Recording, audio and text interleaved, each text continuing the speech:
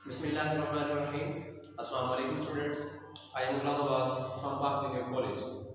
आज का हमारा टॉपिक रिएक्शन ऑफ बेंजीन से रिलेटेड है कि बेंजीन के रिएक्शंस किस तरह से प्रोसीड होते हैं और इसके ऊपर कौन सी स्पीशीज हैं जो आसानी से अटैक कर सकती हैं और कौन से ऐसे स्पीशीज हैं जिनका अटैक बेंजीन रिंग के ऊपर नहीं होता। तो सबसे पहले हम इन रिएक्शंस की तरफ जाने से पहले हम बेंजीन के स्ट्रक्चर का थोड़ा सा आइडिया लेते हैं कि बेंजीन का स्ट्रक्चर क्या होता है, किस तरह से होता है और इसके अंदर इलेक्ट्रॉन डेंसिटी किस तरह से हम इंट्रोड्यूस करवाते हैं। अब फॉर एग्जांपल हम यहाँ पे एक स्ट्रक्चर बना लेते हैं बेंजीन का। ये बेंजीन का स्ट्रक्चर है जिसमें अल्टरनेट डबल और सिंगल बॉन्ड्स मौजूद होते हैं। 3 डबल बॉन्ड्स होते हैं इसके अंदर जिनको हम पाई बॉन्ड्स का नाम देते हैं और ये जो पाई बॉन्ड है ये अपनी जगह पे फिक्स नहीं होते, ये पूरी बेंजीन रिंग के अंदर लगातार रेजोनेट करते रहते हैं। तो इनकी रेजोनेशन की वजह से हम बेंजीन रिंग को इस तरह से शो करते हैं क्योंकि ये हेक्सागोनल स्ट्रक्चर होते हैं, इसके 6 कॉर्नर्स होते हैं और इसमें जो पाई बॉन्ड्स होते हैं उनको हम इस तरह एक सर्कल से शो कर देते हैं। इसका मतलब ये होता है कि बेंजीन रिंग के अंदर जो पाई बॉन्ड्स हैं उनकी पोजीशन का हमें नहीं पता, उनकी पोजीशन फिक्स ही नहीं है। वो 3 पाई बॉन्ड्स हैं लेकिन वो लगातार उसके अंदर रोटेट कर रहे हैं जिसकी वजह से हम इस तरह उसको एक सर्कल से शो करते हैं। अब इसी में benzene is highly stable molecule. Benzene को एक स्टेबल मॉलिक्यूल कहा जाता है। बेसिकली हमने एक फार्मूला प्रीवियस टॉपिक के अंदर पढ़ा हुआ है कि स्टेबिलिटी जो होती है वो डिपेंड करती है किसी भी स्ट्रक्चर के रेजोनेंस के ऊपर, कि जितना कोई भी कंपाउंड जितना ज्यादा रेजोनेटिंग स्ट्रक्चर बनाएगा उतना उसके अंदर स्टेबिलिटी ज्यादा होती है। तो हम यहाँ पे फार्मूला ऐड कर सकते हैं कि stability is directly proportional to the stability या resonance is directly proportional to the stability। तो इसी तरह से क्योंकि बेंजीन के अंदर रेजोनेंस मौजूद है, इसके अंदर पाई बॉन्ड लगातार मूव करते रहते हैं जिसकी वजह से बेंजीन एक स्टेबल मॉलिक्यूल के तौर पर कंसीडर किया जाता है।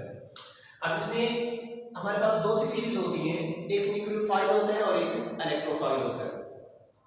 जो न्यूक्लियोफाइल होता है, न्यूक्लियोफाइल बेसिकली क्या चीज है, ये न्यूक्लियो ये वर्ड निकला है न्यूक्लियस से, न्यूक्लियो मतलब न्यूक्लियस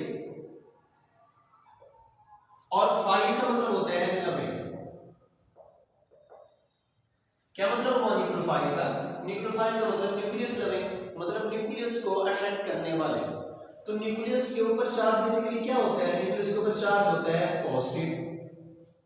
तो मतलब क्या हुआ कि न्यूक्लियोफाइल वो स्पीशीज हैं जो पॉजिटिव को अट्रैक्ट करती हैं। तो पॉजिटिव को अट्रैक्ट करने वाले कौन से हो सकते हैं, उसका अपोजिट चार्ज हो सकता है जो कि नेगेटिव है।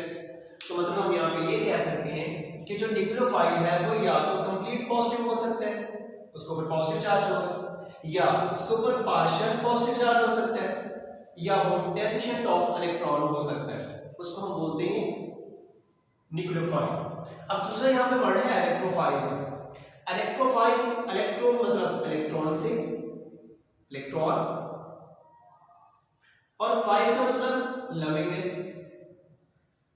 तो इलेक्ट्रोफाइल इलेक्ट्रॉन लविंग। तो इलेक्ट्रॉन के ऊपर चार्ज कौन सा होता है, इलेक्ट्रॉन के ऊपर चार्ज होता है नेगेटिव। इसका मतलब क्या हुआ कि ये ऐसी स्पीशीज हैं जो इलेक्ट्रोफाइल हैं जो नेगेटिव को अपनी तरफ अट्रैक्ट करते हैं। तो नेगेटिव को अट्रैक्ट करने वाले कौन से हो सकते हैं, उसका अपोजिट चार्ज हो सकता है।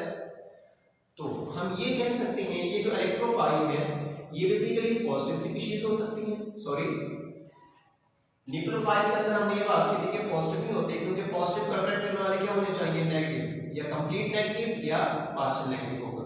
Sorry, partial negative. अब जो इलेक्ट्रोफाइल है, इलेक्ट्रोफाइल क्या होते हैं, क्योंकि इलेक्ट्रोफाइल, इलेक्ट्रो मतलब इलेक्ट्रॉन से है जिसके ऊपर नेगेटिव चार्ज होते हैं और फाइल का मतलब यहाँ पे लगेगा मतलब इलेक्ट्रॉन को अट्रैक्ट करने वाले। तो जो इलेक्ट्रॉन को अट्रैक्ट करेंगे उनके खुद के ऊपर चार्ज क्या आएगा, कंप्लीट पॉजिटिव, या यहाँ पे कह सकते हैं पार्शियल पॉजिटिव, या ये डेफिशिएंट ऑफ इलेक्ट्रॉन हो सकते हैं। न्यूक्लियोफाइल क्या है, न्यूक्लियोफाइल इलेक्ट्रॉन डेंसिटी जिनके पास ज्यादा हो वो न्यूक्लियोफाइल है, या हम ये कह सकते हैं कि जिनके पास लॉन पेयर हो उनको भी हम न्यूक्लियोफाइल का नाम देते हैं क्योंकि लॉन पेयर में क्या होते हैं, इलेक्ट्रॉन्स होते हैं। मतलब ये है कि वो तमाम स्पीशीज जिनके पास इलेक्ट्रॉन डेंसिटी ज्यादा होगी वो न्यूक्लियोफाइल होंगे, और वो तमाम स्पीशीज जिनके पास इलेक्ट्रॉन डेंसिटी कम होगी वो इलेक्ट्रोफाइल कहलाते हैं। इलेक्ट्रॉन डेंसिटी के कम होने की जो कंडीशन हमें नजर आएगी वो या तो उनके ऊपर प्रॉपर पॉजिटिव चार्ज हो सकता है, क्योंकि कोई भी एटम या स्पीशीज जब इलेक्ट्रॉन डोनेट करती है तो उसके ऊपर पॉजिटिव चार्ज आता है, मतलब उसके पास इलेक्ट्रॉन की कमी होती है, या उसके ऊपर पार्शियल पॉजिटिव होता है, या वो डेफिशिएंट ऑफ इलेक्ट्रॉन हो सकता है। फॉर एग्जांपल जैसे BF3 के एग्जांपल लें तो BF3 एक इलेक्ट्रोफाइल है, क्योंकि BF3 एक डेफिशिएंट ऑफ इलेक्ट्रॉन है और उसको इलेक्ट्रॉन की रिक्वायरमेंट होती है, जिसकी वजह से कोई भी न्यूक्लियोफाइल उसको इलेक्ट्रॉन डोनेट कर सकता है। तो यहाँ पे हमारे पास दो ये स्पीशीज हैं, कोई या न्यूक्लियोफाइल हो सकता है या फिर इलेक्ट्रोफाइल। हमने यहाँ पे क्या बात की थी बेंजीन की, जो बेंजीन रिंग है इसके पास पाई इलेक्ट्रॉन्स मौजूद हैं, तो पाई इलेक्ट्रॉन्स के होने की वजह से अगर हम बेंजीन रिंग के स्ट्रक्चर को स्टडी करें तो इस तरह देखिए, फॉर एग्जांपल हमारे पास एक रिंग है बेंजीन रिंग, तो हम इसके इलेक्ट्रॉन डेंसिटी में इलेक्ट्रॉन माइक्रोस्कोप में ये प्रॉपर पाई बॉन्ड्स नजर नहीं आते, ना बेंजीन रिंग प्रॉपर नजर आती है, तो हमें एक इलेक्ट्रॉनिक क्लाउड नजर आता है। इस तरह से हम ये कहते हैं कि यहाँ पे एक इलेक्ट्रॉनिक क्लाउड मौजूद है, इस तरह से, मतलब ये इलेक्ट्रॉन का क्लाउड है। अगर इस तरह से इलेक्ट्रॉन का क्लाउड है बेंजीन रिंग को जिसमें कवर किया हुआ है ड्यू टू पाई इलेक्ट्रॉन्स, तो क्या कोई नेगेटिव स्पीशीज, क्योंकि देखिए इलेक्ट्रॉन्स का क्लाउड है ना, तो इलेक्ट्रॉन्स के ऊपर चार्ज क्या होता है नेगेटिव, मतलब यहाँ पे एक नेगेटिव चार्ज मौजूद है।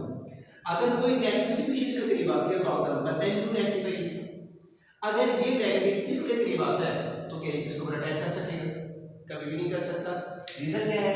क्योंकि न्यूक्लियोफाइल खुद एक नेगेटिव स्पीशीज है और बेंजीन के ऊपर ऑलरेडी नेगेटिव चार्ज मौजूद है। नेगेटिव चार्ज मतलब इलेक्ट्रॉन डेंसिटी उनके पास बहुत ज्यादा है, जिसकी वजह से अगर हम ये कहें कि ये जो न्यूक्लियोफाइल है ये बेंजीन रिंग के ऊपर अटैक करेगा, ऐसा पॉसिबल ही नहीं है, क्योंकि ये भी नेगेटिव और यहाँ पे जो इलेक्ट्रॉन्स मौजूद है उनके ऊपर भी नेगेटिव चार्ज है, और ये नेगेटिव चार्ज इसके नेगेटिव को रिपेल करेगा और इसको अटैक नहीं करने देगा। मतलब ये हुआ कि न्यूक्लियोफाइल बेंजीन रिंग के ऊपर अटैक नहीं कर सकते, क्योंकि बेंजीन रिंग के पास 3 पाई बॉन्ड्स होते हैं, जिसकी वजह से बेंजीन रिंग के पास इलेक्ट्रॉन डेंसिटी ज्यादा होती है, और इस वजह से जो न्यूक्लियोफाइल होते हैं नेगेटिव कैरेक्टर के होने की वजह से वो बेंजीन रिंग के ऊपर अटैक नहीं कर सकता।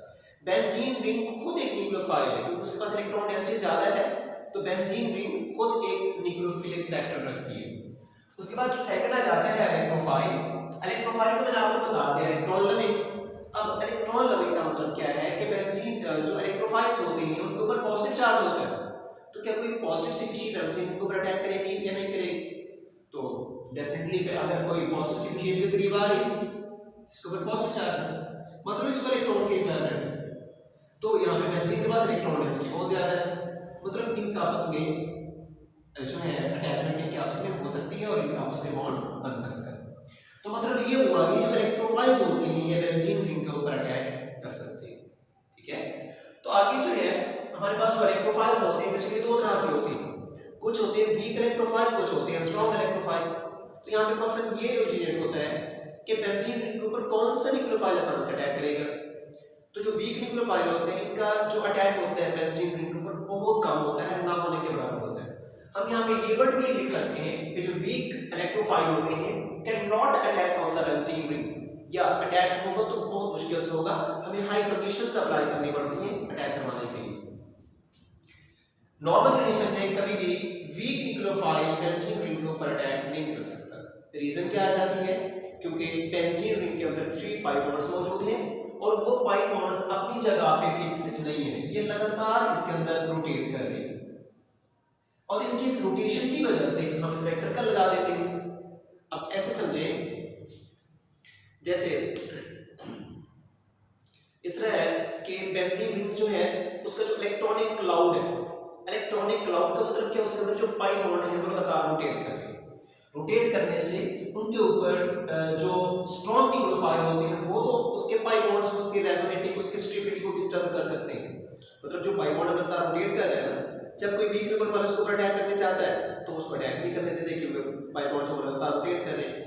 जब स्ट्रॉन्ग न्यूक्लियोफाइल जाएगा तो वो उसकी जो स्टेबिलिटी है बेंजीन उसको डिस्टर्ब कर सकता है, वीक न्यूक्लियोफाइल उसको डिस्टर्ब नहीं कर सकता। तो मतलब ये हुआ स्ट्रॉन्ग जो इलेक्ट्रोफाइल्स होते हैं इसमें जो पाई बॉन्ड्स होते हैं, पाई बॉन्ड लगातार रोटेट कर रहे होते हैं बेंजीन रिंग के अंदर, जिसकी वजह से बेंजीन रिंग के अंदर मौजूद पाई बॉन्ड्स को ब्रेक करना आसान नहीं होता। वीक न्यूक्लियोफाइल के पास इतना पावर नहीं होती कि वो जाकर उन पाई बॉन्ड्स को ब्रेक कर सके और बेंजीन की स्टेबिलिटी को डिस्टर्ब कर सके।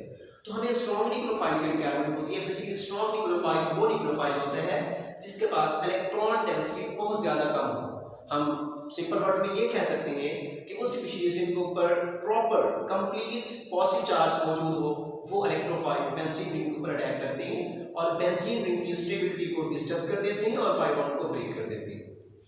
तो हमारे पास स्ट्रॉन्ग न्यूक्लियोफाइल स्ट्रॉन्ग इलेक्ट्रोफाइल अगर होंगे तो अटैक आसानी से होगा और हमारा प्रोडक्ट बन जाएगा। उसके बाद रिएक्शंस की अगर बात करें तो बेंजीन के जो रिएक्शंस होते हैं बेसिकली तो हम दो तरह के रिएक्शन को स्टडी करते हैं। एक होता है एडिशन रिएक्शन, दूसरा होता है सब्स्टिट्यूशन रिएक्शन। अगर बेंजीन के रिएक्शन देखें तो बेंजीन में दोनों तरह के रिएक्शंस को हम स्टडी करेंगे। एक एडिशन रिएक्शन है, दूसरा सब्स्टिट्यूशन रिएक्शन। जो एडिशन रिएक्शन है नॉट फेवरेबल, बेंजीन के लिए वो फेवरेबल नहीं होता। रीजन क्या जाती है, बेंजीन की स्टेबिलिटी लॉस हो जाती है। देखिए हम यहाँ पे बात कर रहे हैं एडिशन रिएक्शन, नाम से जाहिर है कि ऐड करना। बेंजीन रिंग के अंदर किसी ग्रुप को ऐड कर देना तो उसको हम एडिशन रिएक्शन बोलते हैं। और हमने प्रीवियस किसी लेक्चर के अंदर हमने ये स्टडी किया था कि जब हम किसी भी ग्रुप को किसी दूसरे ग्रुप में ऐड करते हैं तो सामने वाले ग्रुप के पास पाई बॉन्ड का होना लाजमी है, तब एडिशन रिएक्शन हो सकता है। जब भी एडिशन रिएक्शन होगा पाई बॉन्ड ब्रेक होता है। तो जब पाई बॉन्ड ब्रेक होगा तो बेंजीन का जो स्ट्रक्चर है वो बेंजीन का स्ट्रक्चर ही नहीं रहता, बेंजीन जो है वो डिस्ट्रॉय हो जाती है और उसकी स्टेबिलिटी खत्म हो जाती है। क्योंकि बेंजीन के अंदर स्टेबिलिटी उसकी उस रेजोनेंस की वजह से है, पाई इलेक्ट्रॉन्स की वजह से। अगर हम पाई इलेक्ट्रॉन को ही ब्रेक कर देंगे तो बेंजीन के अंदर स्टेबिलिटी खत्म हो जाती है, जिसकी वजह से बेंजीन के अंदर एडिशन रिएक्शन का प्रोसेस आसानी से नहीं होता क्योंकि उसके अंदर पाई बॉन्ड जो होते हैं वो रेजोनेंस में होती है। नेक्स्ट हमारे पास रिएक्शन आते हैं सब्स्टिट्यूशन रिएक्शन। सब्स्टिट्यूट का मतलब होता है रिप्लेसमेंट। सब्स्टिट्यूशन मतलब रिप्लेसमेंट। रिप्लेसमेंट का मतलब क्या हुआ कि हम एक ग्रुप को हटा के उसकी जगह पे किसी दूसरे ग्रुप को ऐड कर देते हैं। तो इस प्रोसेस को कहा जाता है रिप्लेसमेंट। तो सब्स्टिट्यूशन रिएक्शन जो होते हैं मतलब रिप्लेसमेंट का प्रोसेस अगर हम करना चाहें तो बेंजीन के अंदर हम रिप्लेसमेंट का प्रोसेस कर सकते हैं। वो बेंजीन के लिए फेवरेबल होता है। उसकी रीजन क्या है कि स्टेबिलिटी के ऊपर कोई इफेक्ट नहीं पड़ता। बेंजीन के अंदर जो पाई बॉन्ड्स होते हैं वो वैसे के वैसे रेजोनेट करते रहते हैं। हम बेंजीन रिंग में मौजूद पाई बॉन्ड्स को डिस्टर्ब किए बगैर हम ग्रुप को बड़ी आसानी से जो है रिप्लेस कर सकते हैं। फॉर एग्जांपल अगर मेरे पास एक बेंजीन रिंग मौजूद है, इसके यहाँ पे एक हाइड्रोजन एटम मौजूद है। अब हमें सबसे पहले इसके स्ट्रक्चर की तरफ जाने से पहले ना इसकी रिएक्शन की तरफ हम इसकी थोड़े से स्ट्रक्चर की तरफ थोड़ा सा इंट्रोडक्शन ले लेते हैं कि बेंजीन में जिस तरह मैंने अभी बताया था कि 3 पाई बॉन्ड्स होते हैं और कार्बन यहाँ पे हर एक कॉर्नर पे कार्बन एटम मौजूद है। अब हर एक कार्बन जो है अपने उसके 4 बॉन्ड्स कंप्लीट करने हैं। तो 4 बॉन्ड्स कंप्लीट वो किस तरह से करेगा, ये कार्बन एक बॉन्ड इधर बना रहा है, एक बॉन्ड इधर बना रहा है और एक इस पाई बॉन्ड के साथ इसका बॉन्ड कंप्लीट हो गया। 3 बॉन्ड्स बन रहे हैं। लेकिन कार्बन के कितने बॉन्ड्स होते हैं, 4 बॉन्ड। तो इसका मतलब ये हुआ कि बेंजीन रिंग में हर कॉर्नर पे जो कार्बन एटम मौजूद है उसके साथ एक एक हाइड्रोजन एटम मौजूद है। ये हाइड्रोजन एटम जो होते हैं इनको रिंग के अंदर शो करने की जरूरत नहीं पड़ती, जिसकी वजह से हम इसको इस तरह से लिख सकते हैं। अब देखिए ये एक एक हाइड्रोजन एटम हर एक कार्बन के पास है जो कि बेंजीन रिंग के अंदर मौजूद है। अगर हम रिप्लेसमेंट का प्रोसेस करना चाहते हैं, सब्स्टिट्यूशन रिएक्शन करवाना चाहते हैं तो हम किसी ग्रुप को फॉर एग्जांपल ये हाइड्रोजन टॉर्च को मैंने हटा दिया और इस जगह पे किसी दूसरे ग्रुप को मैंने ऐड कर दिया। यहाँ पे पाई बॉन्ड को ब्रेक किए बगैर हम पाई में जो ग्रुप्स होते हैं उनको हटा के उसकी जगह पे किसी दूसरे ग्रुप को ऐड कर देते हैं तो हमारे पास ये रिप्लेसमेंट का प्रोसेस हो जाता है जिसको हम सब्स्टिट्यूशन रिएक्शन का नाम देते हैं। तो बेंजीन रिंग में ये सब्स्टिट्यूशन रिएक्शन बड़ी आसानी से प्रोसीड होती है और बेंजीन रिंग जो है इन सब्स्टिट्यूशन रिएक्शन के लिए फेवरेबल होती है क्योंकि इसकी स्टेबिलिटी के ऊपर कोई इफेक्ट नहीं पड़ता। अब हम इसके रिएक्शंस की तरफ जाने से पहले हम इसके जनरल मैकेनिज्म को यहाँ पे थोड़ा सा डिस्कस कर लेते हैं क्योंकि जो प्रोसेस जनरल मैकेनिज्म के अंदर मौजूद है सेम यही कैरेक्टर हमें आगे जितने भी हम रिएक्शंस करेंगे उनमें हमें हेल्प करेगा। तो आप लोगों ने जनरल रिएक्शन को गौर से सुनना है, गौर से समझना है और इसकी प्रैक्टिस करनी है और इसके बाद बाकी जो रिएक्शन है वो बड़ी आसानी से आप प्रोसीड कर सकते हैं। जनरल मैकेनिज्म में सबसे पहला काम हमारा होता है कि हमें स्ट्रॉन्ग न्यूक्लियोफाइल चाहिए क्योंकि हम ऑलरेडी बात कर चुके हैं कि बेंजीन रिंग में जो स्टेबिलिटी है या बेंजीन रिंग के ऊपर अटैकिंग जो होती है वो इलेक्ट्रोफाइल की होती है, लेकिन इलेक्ट्रोफाइल कौन सा होना चाहिए, वो स्ट्रॉन्ग इलेक्ट्रोफाइल होना चाहिए। तो हम यहाँ पे सबसे पहला काम जो करेंगे, हम स्ट्रॉन्ग इलेक्ट्रोफाइल ओरिजिनेट करेंगे, उसको बनाएंगे पहले, फिर बाद में जो है उसका अटैक होगा और हमारे पास प्रोडक्ट्स बनेंगे। सबसे पहला काम आप यहाँ पे इसकी हेडिंग लगाना चाहें तो लगा सकते हैं कि फॉर्मेशन ऑफ स्ट्रॉन्ग इलेक्ट्रोफाइल। तो सबसे पहले देखें हमारे पास ये Fe आयरन मौजूद है, आयरन का हम रिएक्शन करवाते हैं X2 के साथ। X का मतलब यहाँ पे कोई भी ग्रुप हो सकता है, इसलिए हम X को हैलोजेंस के लिए इस्तेमाल करते हैं जनरल फॉर्म में, लेकिन हम यहाँ पे ये कंसीडर करेंगे कि इस X का मतलब यहाँ पे कोई भी ग्रुप हो सकता है जो इलेक्ट्रोफाइल, ठीक है ना, जो जहाँ से हमने इलेक्ट्रोफाइल को बनाना है। तो ये X2 रिएक्ट करेगा Fe के साथ, तो हमारे पास यहाँ पे प्रोडक्ट बनता है FeX3। रीजन क्या होती है, क्योंकि Fe के पास ट्रिपल पॉजिटिव चार्ज होता है और जो X अकेला एटम अगर हम चेक करें तो हैलोजेंस होती है इसके ऊपर सिंगल नेगेटिव चार्ज होता है। अब इसको हैलोजन को यहाँ पे सामने रख के बात करते हैं कि Fe के ऊपर चार्ज होते हैं, इसके वैलेंस शेल में 3 इलेक्ट्रॉन्स, तो इसने 3 इलेक्ट्रॉन्स लूज कर दिए और इसके सामने जब आता है हैलोजन के वैलेंस शेल में एक इलेक्ट्रॉन की रिक्वायरमेंट होती है। जब एक इलेक्ट्रॉन उसके अंदर ऐड होता है हैलोजेंस में तो उसके ऊपर सिंगल नेगेटिव चार्ज आ जाता है। अगर हम इसको यहाँ पे ऐड करें तो ये जो 1 है, क्योंकि यहाँ पे 1 मौजूद है तो 1 को लिखने की जरूरत नहीं होती। जब हम कोई भी कंपाउंड तैयार करते हैं तो जो चार्जेस होते हैं, चार्जेस को छोड़ के जो उनकी वैलेंसी होती है, वैलेंसी को हम क्रॉस मल्टीप्लाई कर देते हैं। ये 1 आ जाएगा इस Fe के नीचे और ये 3 चला जाएगा इस X के नीचे। अब जो 1 होता है 1 को कहीं पे भी लिखने की जरूरत नहीं होती। तुम्हारे पास प्रोडक्ट किस तरह से बनेगा, Fe1 इसके नीचे आ गया, जिसको हमने यहाँ पे शो नहीं किया, इसको शो करने की जरूरत ही नहीं है। ये चार्ज को छोड़ के जो 3 है वो इस X के नीचे चले जाएंगे, ये बन जाएगा FeX3। ये हमारा प्रोडक्ट यहाँ पे बना है जो इन दोनों रिएक्शन से बना है। उसके बाद हमने सबसे पहले इक्वेशन को बैलेंस करना है। Fe यहाँ पे कितना है 1, यहाँ पे कितना है 1, ये तो बैलेंस है। उसके बाद X यहाँ पे कितने 3 है, यहाँ पे 2 है, तो हम इक्वेशन को बैलेंस करेंगे। तो अगर हम इसको 3 से मल्टीप्लाई कर देते हैं, देखिए 2 से मल्टीप्लाई करते हैं 4 बनता है, तो इसको हम 4 कर ही नहीं सकते, ठीक है ना। तो अगर हम उसको मल्टीप्लाई करते हैं 3 के साथ, 3 को 2 से मल्टीप्लाई करें 6 हो गया, तो हमें हैलोजन जो X है यहाँ पे वो भी 6 चाहिए। यहाँ पे कितने मौजूद है 3, कौन सा ऐसा डिजिट यहाँ पे जिससे मल्टीप्लाई करें ये भी किस में कन्वर्ट हो जाए, 6 में कन्वर्ट हो जाए। तो इसको भी हम 2 से मल्टीप्लाई करेंगे, 3 को 2 से मल्टीप्लाई करें 6 हो गया। और Fe यहाँ पे कितने हो गए, देखिए ये 2 इसका भी हिस्सा है और ये 2 इसका भी हिस्सा है, दोनों का हिस्सा है, तो दोनों के साथ ही मल्टीप्लाई हो रहा है। जब हम Fe को देखते हैं तो Fe के साथ 2 मल्टीप्लाई हो रहा है, मतलब जो आयरन है इसके कितने एटम यहाँ पे मौजूद है 2, तो इसको भी हम 2 से मल्टीप्लाई कर देंगे तो हमारी इक्वेशन यहाँ पे बैलेंस हो जाएगी। उसके बाद हमारे पास जो FeX3 है, अब यहाँ पे गौर करना है आपने, देखें Fe को देखें, Fe आयरन जो है कितने बॉन्ड बना रहा है 3 बॉन्ड, इधर एक X मौजूद है, इधर भी एक X है और इधर भी एक X है, ठीक है।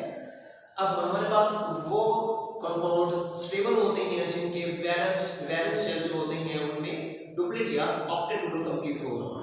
तो अगर अकॉर्डिंग टू ऑक्टेट रूल अगर हम इसको चेक करें तो इसके वैलेंस शेल में कितने इलेक्ट्रॉन्स हैं, इसमें 2 इलेक्ट्रॉन, इसमें भी 2 इलेक्ट्रॉन, इसमें भी 2 इलेक्ट्रॉन, एक इलेक्ट्रॉन आयरन का एक इस X का, तो इस तरह से एक बॉन्ड बना हुआ है, इस बॉन्ड में 2 इलेक्ट्रॉन, इस बॉन्ड में 2 इलेक्ट्रॉन, टोटल इलेक्ट्रॉन से बनते हैं 6।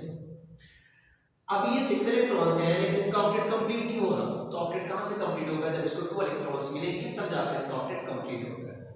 तो इसको 2 इलेक्ट्रॉन जो है अब कहां से मिलते हैं, जब ये बॉन्ड है ना X2 का मतलब है कि एक X दूसरे X के साथ अटैच है, तो ये बॉन्ड डिफरेंट फॉर्म में टूट सकता है, ठीक है ना। या तो ये बॉन्ड दरमियान से टूटेगा, इसका अपना इलेक्ट्रॉन इसके पास, इसका अपना इलेक्ट्रॉन इसके पास, तो इससे रेडिकल्स बनेंगे। या दूसरी कंडीशन ये है कि बॉन्ड ये यहाँ से टूट सकता है या फिर इधर से टूट सकता है। अगर इस जगह से टूटेगा तो दोनों इलेक्ट्रॉन इस X के पास चले जाएंगे, इसके ऊपर नेगेटिव चार्ज, इसके ऊपर पॉजिटिव चार्ज। अगर ये इधर से टूटता है तो दोनों इलेक्ट्रॉन इस X के पास चले जाएंगे, तो जिसकी तरफ इलेक्ट्रॉन जाते हैं उसके ऊपर नेगेटिव चार्ज और जहां से इलेक्ट्रॉन को छीना जाता है उसके ऊपर पॉजिटिव चार्ज आएगा। तो हम यहाँ पे कंसीडर कर लेते हैं फॉर एग्जांपल कि बॉन्ड टूटता है यहाँ से, बॉन्ड टूटेगा, 2 इलेक्ट्रॉन इस X की तरफ चले जाएंगे और इस X के ऊपर चार्ज आ जाएगा नेगेटिव, और ये X यहाँ से इस फॉर्म में निकलेगा कि इसका इलेक्ट्रॉन दूसरे X के पास चला गया और इसके ऊपर चार्ज हो जाता है यहाँ पे पॉजिटिव, जिसको हम एक्स पॉजिटिव का नाम देते हैं। अब देखिए ये इसके पास नेगेटिव चार्ज का मतलब क्या है कि इसके पास इलेक्ट्रॉन्स मौजूद हैं। अब ये एक्स नेगेटिव क्या करता है, इलेक्ट्रॉन डोनेट करेगा Fe को। फॉर एग्जांपल ये एक्स नेगेटिव यहाँ पे आता है क्योंकि इसके पास फ्री इलेक्ट्रॉन्स मौजूद हैं, ये इलेक्ट्रॉन इस Fe को ये डोनेट करेगा। ठीक है, रीजन क्या है, क्योंकि Fe एक इलेक्ट्रॉन डेफिशिएंट स्पीशीज है, इसके पास इलेक्ट्रॉन की कमी होती है, जिसकी वजह से ये इस इलेक्ट्रॉन पेयर को बड़ी आसानी से एक्सेप्ट कर सकता है। तो ये दोनों इलेक्ट्रॉन इसके पास रह जाते हैं। बेसिकली FeX3 किस तरह का कैरेक्टर शो कर रहा है, ये एक लीविस एसिड के तौर पर बिहेव कर रहा है। लीविस एसिड वो स्पीशीज होती हैं जो डेफिशिएंट ऑफ इलेक्ट्रॉन होती हैं, जो इलेक्ट्रॉन पेयर को एक्सेप्ट कर सकती हैं। यहाँ पे इलेक्ट्रॉन पेयर दो इलेक्ट्रॉन नेगेटिव चार्ज के अंदर मौजूद है, दोनों इलेक्ट्रॉन मूव कर जाते हैं इस Fe की तरफ, जिसकी वजह से दोनों के दरमियान एक अट्रैक्शन क्रिएट हो जाती है और इन दोनों के दरमियान यहाँ पे एक बॉन्ड बन जाता है। अब इलेक्ट्रॉन किसकी तरफ गए हैं, Fe की तरफ गए, तो यहाँ पे जो चार्ज क्रिएट होगा फॉर एग्जांपल Fe ऐसे कि यहाँ पे सेंटर में मौजूद है और इसके गिर्द ये X जो है मौजूद है। अब इसने इलेक्ट्रॉन इस Fe को दिए थे, तो Fe के ऊपर चार्ज जो है वो नेगेटिव क्रिएट हो जाएगा। हमने यहाँ पे लिखा हुआ है कि FeX3 रिएक्ट करता है H2 के साथ। जब ये रिएक्ट करेगा तो इसमें जो नेगेटिव स्पीशीज है उसके साथ अटैच होगी, इसको इलेक्ट्रॉन डोनेट करेगी Fe को, जैसे कि यहाँ का भी नजर आ रहा है। तो हमारे पास बनता है FeX4 नेगेटिव। ये जो बेसिकली नेगेटिव चार्ज है ये Fe के ऊपर होता है और यहाँ से X पॉजिटिव यहाँ से निकल जाता है, और जिसके ऊपर कंप्लीट पॉजिटिव चार्ज हो उनको हम स्ट्रॉन्ग इलेक्ट्रोफाइल का नाम देते हैं। तो हमारे पास ये स्ट्रॉन्ग इलेक्ट्रोफाइल बनता है जिसका नाम है हैलोजिनोनियम आयन। हैलोजिनोनियम आयन बेसिकली किस तरह से इसको नाम दिया गया, हम इसको इस तरह से लिखेंगे, एक वर्ड है हैलोजन, ठीक है ना, हैलोजन। इसके लास्ट में जो ई होता है, इसके लास्ट में हम क्या करते हैं, पूरे का पूरा ओनियम आयन लगा देते हैं, ओनियम आयन। हैलोजन कंप्लीट लिख के इसके लास्ट में ये आपने ओनियम आयन इसके साथ अटैच कर देना है, तो हमारे पास बनेगा इलेक्ट्रोफाइल का कंप्लीट नेम बनेगा जो कि है हैलोजिनोनियम आयन। अब FeX4 नेगेटिव का नाम क्या होगा, FeX4, X कितने हैं, 4 है, 4 के लिए हम वर्ड इस्तेमाल करते हैं टेट्रा का। तो ये टेट्रा, X क्या चीज है, हैलोजन है, तो टेट्रा हेलो। Fe बेसिकली इसका नाम क्या होता है, फेरस से है, हम इसको फेरेट के नाम से डिनोट करते हैं। तो ये फेरेट क्योंकि नेगेटिव चार्ज है आयन, और ये 3 यहाँ पे ब्रैकेट के अंदर लिखा हुआ है, नंबर में इसको लिखना है आपने। ये 3 जो लिखा हुआ है बेसिकली ये Fe जो मेटल है इसकी वैलेंसी को शो कर रहा है। बेसिकली ये कॉम्प्लेक्स कंपाउंड्स होते हैं, तो इसमें थोड़ा सा आइडिया यहाँ पे दिया और आपको सिर्फ इसका नाम को याद रखना है कि Fe इसके ऊपर ट्रिपल पॉजिटिव चार्ज होता है, जो हम लास्ट में आयन के बाद उसको हम इस तरह नंबर में ब्रैकेट के अंदर लिखते हैं, टेट्रा हेलो फेरेट आयन 3 उसकी वैलेंसी को शो करेगा जो कि मेटल उसके ऊपर मौजूद है। अभी हमारे पास स्ट्रॉन्ग इलेक्ट्रोफाइल यहाँ पे जनरेट हो चुका है जो कि है हैलोजिनोनियम आयन, जो कि यहाँ पे बन चुका है। अब ये जाके आगे अटैक करेगा बेंजीन रिंग के ऊपर। बेंजीन का इलेक्ट्रॉनिक क्लाउड बेंजीन के ऊपर मौजूद है, वो इलेक्ट्रॉनिक क्लाउड शिफ्ट हो जाता है उस इलेक्ट्रोफाइल की तरफ। अब देखिए यहाँ पे मैंने यहाँ पे एरो लगाया हुआ है जो कि इस बेंजीन रिंग पे मौजूद जो पाई बॉन्ड्स है, इलेक्ट्रॉनिक क्लाउड किस वजह से था, उन पाई इलेक्ट्रॉन्स की वजह से था। वो पाई इलेक्ट्रॉन्स जो है वो अटैक करते हैं जब उसके करीब कोई पॉजिटिव स्पीशीज आती है तो उसके ऊपर अटैक करेंगे और उसके साथ बॉन्ड बना देते हैं। तो ये जो इसके करीब 3 बॉन्ड होते हैं जो कि पाई बॉन्ड, ये वाला पाई बॉन्ड है, ये अटैक करेगा इस इलेक्ट्रोफाइल के ऊपर, हैलोजिनोनियम आयन के ऊपर। फिर इसके ऊपर अटैक करेगा तो इसके दरमियान इसका बॉन्ड बन जाएगा। तो क्योंकि ये जो हाइड्रोजन एटम हर एक कार्बन के साथ यहाँ पे हाइड्रोजन एटम मौजूद है, सिर्फ मैंने इस हाइड्रोजन को यहाँ पे शो किया क्योंकि हमने इसको नेक्स्ट स्टेप के अंदर रिमूव करना है। यहाँ पे क्योंकि बेंजीन का स्टेबिलिटी हमने वापस उसके अंदर क्रिएट करनी है, जिसकी वजह से हम इस प्रोटॉन को यहाँ से रिमूव करेंगे, प्रोटॉन के फॉर्म में इसको रिमूव करेंगे। अब ये जब इसके साथ अटैक होगा, अब देखिए ये जो 2 इलेक्ट्रॉन इस बॉन्ड के अंदर मौजूद है, 5 बॉन्ड के अंदर, अब ये दोनों इलेक्ट्रॉन्स कहाँ जाते हैं, यहाँ पे आके इस X के साथ इस जगह पे बॉन्ड बना लेते हैं, ठीक है ना। अब जब इसके साथ यहाँ पे ये बॉन्ड बनाएंगे तो ये जाके इस तरह से अटैच हो जाएगा, और ये वो 2 इलेक्ट्रॉन्स हैं जो इस बेंजीन रिंग में मौजूद पाई बॉन्ड्स के फॉर्म में मौजूद थे। अब ये जो अब यहाँ से देखें ये इलेक्ट्रॉन इस कार्बन का था जो इस X के पास जाके यहाँ पे बॉन्ड बना दिया जिससे, अब इस वाले कार्बन के पास इलेक्ट्रॉन की कमी हो जाएगी क्योंकि इसका इलेक्ट्रॉन इस X के पास चला गया, जिसकी वजह से इस कार्बन के ऊपर पॉजिटिव चार्ज क्रिएट हो जाता है और हम इस कंपाउंड को नाम देते हैं अरेनियम आयन का। अरेनियम आयन एक कॉमन नेम है, इस तरह से इसको हम डिनोट कर सकते हैं। जितने भी हम आगे मैकेनिज्म्स करेंगे, हर मैकेनिज्म के अंदर जहाँ पे भी आपको इस तरह का प्रोडक्ट मिलेगा तो वहाँ पे आपने नाम ये मेंशन करना है, जो कि इसका नाम एरेनियम आयन, और दूसरा इसका नाम होता है सिग्मा कॉम्प्लेक्स। सिग्मा कॉम्प्लेक्स क्यों नाम देते हैं? क्योंकि देखें यहाँ पे पाई बॉन्ड टूटा, इलेक्ट्रोफाइल जब अटैक करता है तो पाई बॉन्ड टूटते हैं। पाई बॉन्ड जैसे ही टूटेगा, यहाँ पे देखें ये पाई बॉन्ड टूटा और यहाँ पर सिग्मा बॉन्ड बना हुआ है।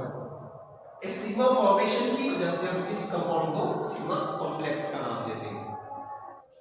अब नेक्स्ट स्टेप में क्या होगा कि नेक्स्ट स्टेप के अंदर हमारे पास एक FeX4 जो है, जिसको हमने टेट्रा हेलोफेरेट I3 का नाम दिया था, ये एज अ जो है बेस या न्यूक्लियोफाइल के तौर पर इसके ऊपर अटैक करेगा।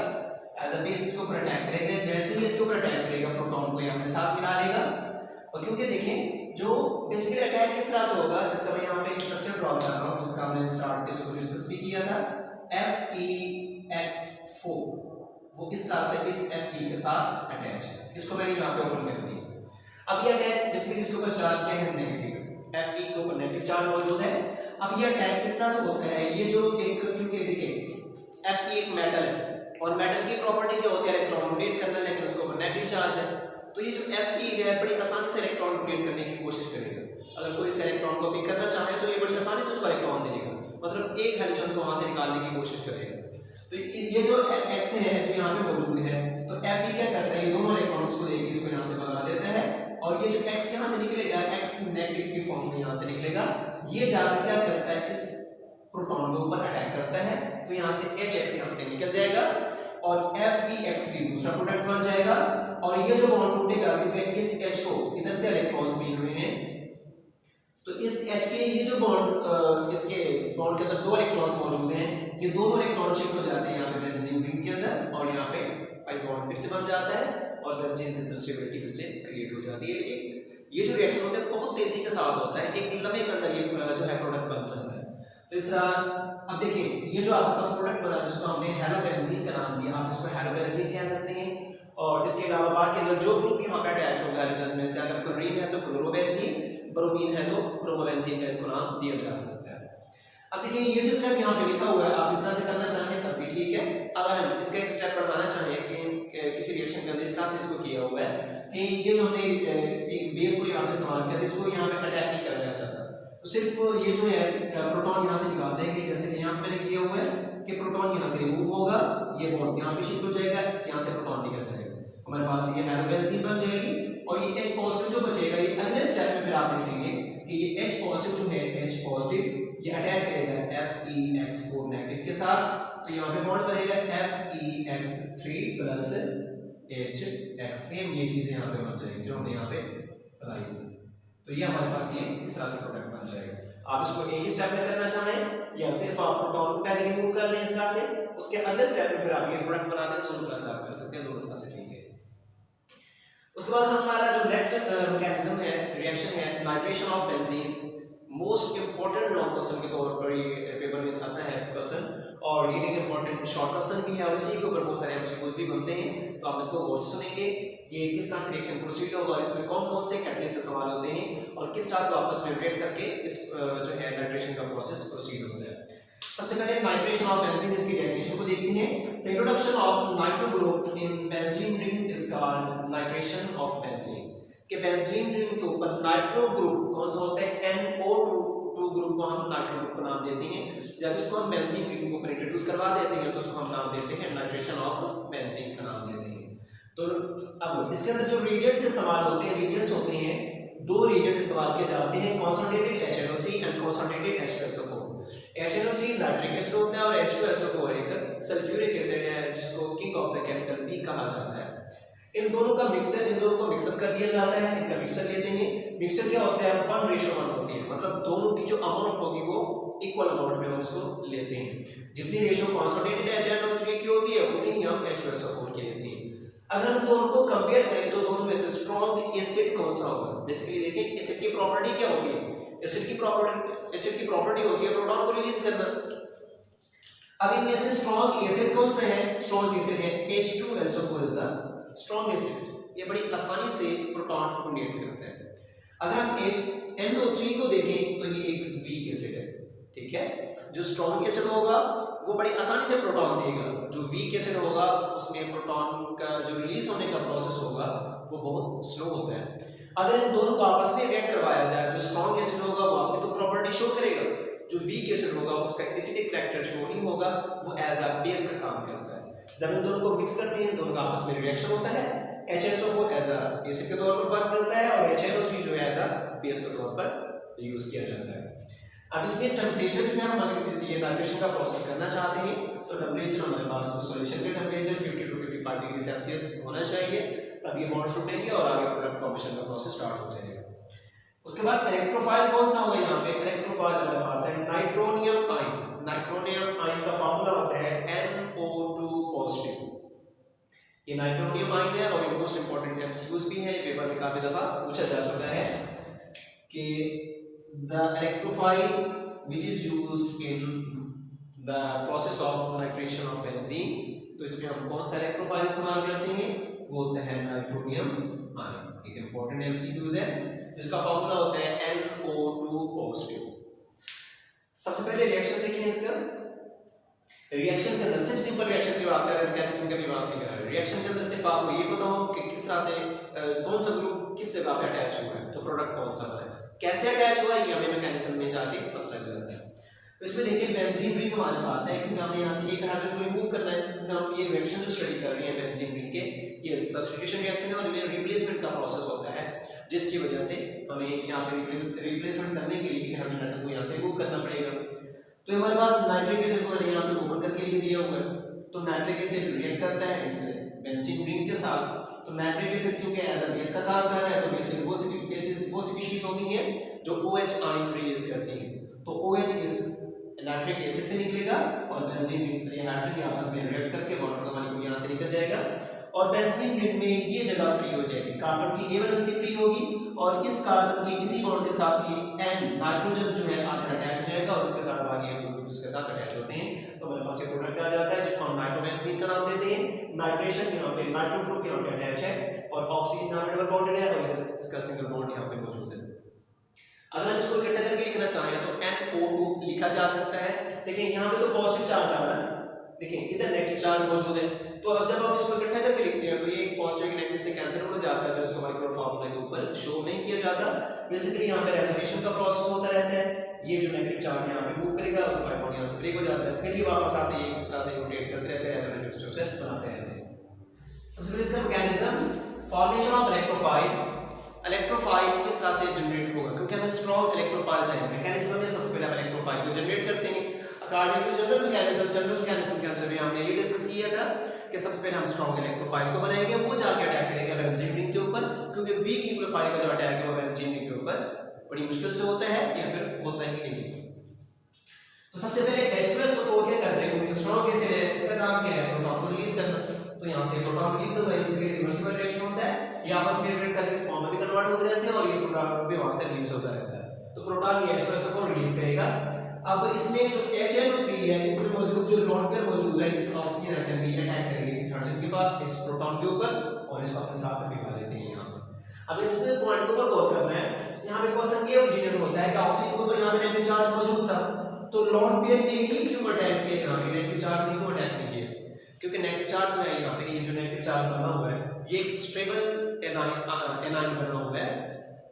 स्टेबल एनायन का मतलब क्या है कि ये रेजोनेशन में यूज हो रहा है, नेगेटिव चार्ज यहाँ पे आएगा और इसका एक पाई बॉन्ड टूट के यहाँ पे चला जाएगा, फिर नेगेटिव चार्ज यहाँ पे आ जाएगा, ये नेगेटिव चार्ज यहाँ पे डबल बॉन्ड बनाएगा, फिर इसका एक बॉन्ड टूट जाएगा, क्योंकि नाइट्रोजन जो है वो नॉर्मल फॉर्म में 3 अपनी वैलेंसी शो करता है।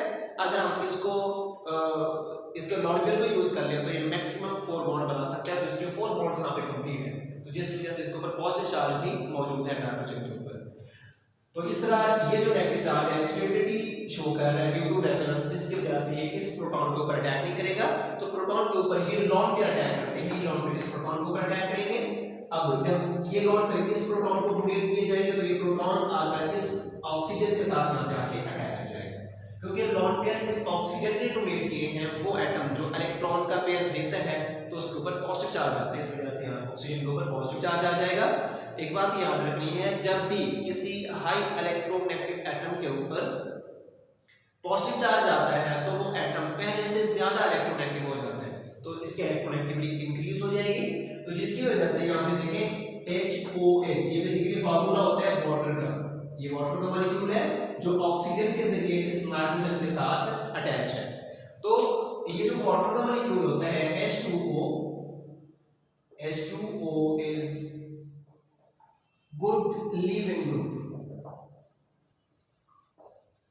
H2O को एक अच्छा लिविंग ग्रुप कंसीडर किया जाता है क्योंकि H2O जो है एक खुद स्टेबल मॉलिक्यूल है, जिसकी वजह से ऑक्सीजन क्या करेगा, ऑक्सीजन की वजह से इलेक्ट्रोनेगेटिविटी इस नाइट्रोजन से ज्यादा है, तो ये इन दोनों इलेक्ट्रॉन्स को ये बॉन्ड में मौजूद है इनको अपनी तरफ खींचेगा और इलेक्ट्रॉन्स आ जाएंगे इस ऑक्सीजन की तरफ, जिसकी वजह से इसके लिए कब ये बॉन्ड टूटेगा, जब ये नेगेटिव चार्ज मौजूद है ना, नेगेटिव चार्ज जैसे ही हम डबल बॉन्ड बनाएगा फौरन से ये बॉन्ड टूट जाएगा और दोनों इलेक्ट्रॉन्स मूव कर जाएंगे इस ऑक्सीजन की तरफ। और ऑक्सीजन क्या करेगा, इसी आगे इसका स्टेप किया हुआ है कि नेगेटिव चार्ज यहां पे आया और ये बॉन्ड यहां से टूटा और दोनों इलेक्ट्रॉन जो बॉन्ड के अंदर मौजूद है ऑक्सीजन के पास आ गए, ऑक्सीजन के पास दो बॉन्ड कंप्लीट हो जाते हैं और ये जो वाटर का मॉलिक्यूल है यहां से रिमूव हो जाता है। और बाकी ऑक्सीजन का यहाँ पे डबल बॉन्ड बन जाता है नाइट्रोजन के साथ, ऊपर भी ऑलरेडी डबल बॉन्ड मौजूद था, तो नाइट्रोजन की यहाँ पे जो वैलेंसी है वो 4 है, जिसकी वजह से इसके ऊपर पॉजिटिव चार्ज शो करेंगे क्योंकि यहाँ पे नाइट्रोजन के लॉन्ग पेयर यूज हो चुके हैं बॉन्ड फॉर्मेशन में और इसके दोनों साइडों पे हाई इलेक्ट्रोनेगेटिव एटम भी मौजूद है। अगर हम इसको इकट्ठा करके लिखना चाहें तो हम इसको इस तरह लिख सकते हैं NO2 पॉजिटिव। अगर इसके ऊपर यहाँ पे नेगेटिव चार्ज होता, फॉर एग्जांपल ऑक्सीजन के ऊपर नेगेटिव चार्ज होता तो ये नेगेटिव इस पॉजिटिव से कैंसिल हो जाता, तो हम इसका जो मॉलिक्यूलर फार्मूला लिखते हैं तो उसके ऊपर इसको शो करने की जरूरत नहीं पड़ती, लेकिन यहाँ पे हम शो करेंगे क्योंकि ऑक्सीजन के ऊपर कोई नेगेटिव चार्ज नहीं है, सिर्फ नाइट्रोजन के ऊपर है, इस वजह से ओवरऑल इसके ऊपर पॉजिटिव चार्ज शो होगा। ये हमारा कौन सा ग्रुप बना है जिसको हमने नाइट्रोनियम आयन जो हमने यहाँ पे स्टडी किया था, जो कि इलेक्ट्रोफाइल है, यहाँ पे ये नाइट्रोनियम आयन बन जाता है, नाइट्रोनियम आयन जो कि एक स्ट्रॉन्ग इलेक्ट्रोफाइल। अब ये आगे अटैक करेगा बेंजीन रिंग के ऊपर, सबसे पहला काम क्या हो रहा है, फॉर्मेशन ऑफ एरिनियम आयन।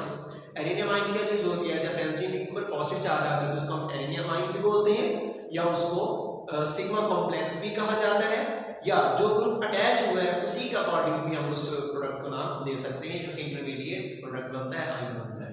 तो यहाँ पे जब ये जो हमारे पास नाइट्रोनियम आयन है ये अटैक करेगा बेंजीन रिंग के ऊपर, एरो की बात याद रखनी है कि एरो हमने पॉजिटिव से नेगेटिव कभी नहीं लगाना, एरो हमेशा लगाया जाता है नेगेटिव से पॉजिटिव की तरफ। तो नेगेटिव कौन सा है, ये हमारे पास एक इलेक्ट्रॉन डेंसिटी ज्यादा है, तो इलेक्ट्रॉन जहां से निकल के जिस तरफ जाते हैं तो एरो भी उसी तरफ लगाया जाता है। तो बेंजीन रिंग के 5 बॉन्ड में जो इलेक्ट्रॉन्स हैं वो अटैक करते हैं इस नाइट्रोजन के ऊपर। जैसे इस नाइट्रोजन के ऊपर अटैक करेंगे तो क्योंकि नाइट्रोजन मैक्सिमम 4 बॉन्ड बना सकता है जो कि उसने बनाए हुए हैं, जैसे ही इसके ऊपर अटैक करेंगे तो इस नाइट्रोजन का एक बॉन्ड ब्रेक हो जाएगा, वो कोई भी बॉन्ड ब्रेक हो सकता है क्योंकि इधर भी ऑक्सीजन मौजूद है, इधर भी ऑक्सीजन मौजूद है, तो इलेक्ट्रॉन शिफ्ट हो जाएंगे इस ऑक्सीजन की तरफ, जिसकी वजह से ऑक्सीजन के ऊपर चार्ज आ जाएगा नेगेटिव। तो इस तरह हम नाइट्रोजन को यहाँ पे शो करेंगे क्योंकि अगले स्टेप में हमने नाइट्रोजन को रिमूव करना है और इस तरह बेंजीन के ऊपर चार्ज आ जाता है पॉजिटिव, तो हमारे पास ये एक प्रोडक्ट बनता है जिसको हम एरिनियम आयन या सिग्मा कॉम्प्लेक्स या अकॉर्डिंग टू दिस ग्रुप हम इसको नाम देंगे जो कि है नाइट्रोनियम आयन। तो नाइट्रोनियम आयन, एरिनियम आयन या सिग्मा कॉम्प्लेक्स, इनमें से कोई सा भी आप यहाँ पे नाम लिख सकते हैं, लेकिन ज्यादातर जो है नाइट्रोनियम आयन आप इसको अकॉर्डिंग टू स्पेसिफिक नेम लिख सकते हैं या जनरल नेम के अंदर ज्यादातर हम इस्तेमाल करते हैं एरिनियम आयन का वर्ड इस्तेमाल करते हैं, तो यहाँ पे आप इसका नाम लाजमी मेंशन करते हैं। उसके बाद नेक्स्ट है ये जो हमारे पास नाइट्रोनियम आयन बनता है, अगले स्टेप में क्या होगा, रीजनरेशन ऑफ कैटलिस्ट। जो हमने कैटलिस्ट इस्तेमाल किया था रिएक्शन करने में, हमने देखा था कि H2SO4 को हमने यहाँ पे एज अ कैटलिस्ट इस्तेमाल किया हुआ है। तो कैटलिस्ट वो स्पीशीज होती है एंड ऑफ द रिएक्शन जिसको हमने वैसे का वैसा प्रिपेयर भी करना होता है। तो ये कैटलिस्ट जो है इसमें जो HSO4 नेगेटिव की फॉर्म में मौजूद था ये अटैक करेगा इस प्रोटॉन के ऊपर, यहाँ से इस प्रोटॉन हाइड्रोजन के ऊपर प्रोटॉन की फॉर्म में जो है प्रोटॉन इसके साथ आकर अटैच हो जाएगा, तो ये प्रोडक्ट बनेगा H2SO4 और NO2, ये वैसा का वैसा अपनी जगह पे मौजूद है। इसको मैंने यहाँ पे इकट्ठा करके लिख दिया। जब इकट्ठा करके लिखेंगे तो इसके ऊपर पॉजिटिव चार्ज शो नहीं करेंगे ना नेगेटिव चार्ज शो करेंगे। अगर आप इसको इस तरह ओपन फॉर्म में लिखेंगे तो इसके ऊपर पॉजिटिव नेगेटिव चार्ज शो करना लाजमी।